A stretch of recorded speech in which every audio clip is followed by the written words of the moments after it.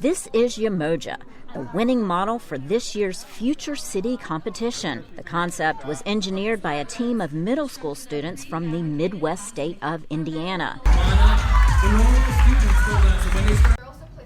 The competition's theme this year, Clean Water, Tap into Tomorrow. It asked students to focus on creating reliable supplies of clean drinking water. The program overall pushes students to imagine and build the cities of the future. Hydroloop station, also known as a hydroloop entrance. One thing that makes it resilient is our wastewater wheel. We have root zone, wastewater treatment, water seers, and multiple other devices that help keep our city safe and clean.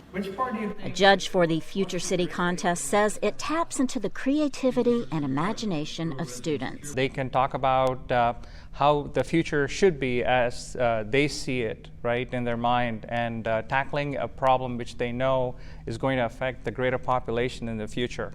And then being able to use the limited resources that they have and also innovate in terms of technology to creatively solve those problems. The international program in its 28th year had 45,000 middle school students who participated from 1,500 schools from more than 40 U.S. regions. It's a project that involves a lot of engineering and a lot of different skills. And so there's 4 different parts to it. There's a sim city, which is designing a virtual city. There's an essay, a 1,500-word essay that you have to write. There's a model that you have to build, and then there's a presentation which you present at the competition and you answer questions. The international teams included a Chinese team caught in the middle of the coronavirus outbreak. We have a really strong Future City program in China, and they have been with us for several years.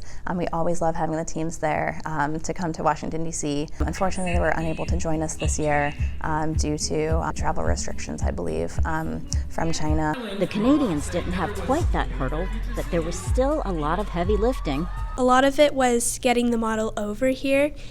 We had to ship it here, and a lot of the parts fell off when we were here, so we had to work a lot on getting those back on.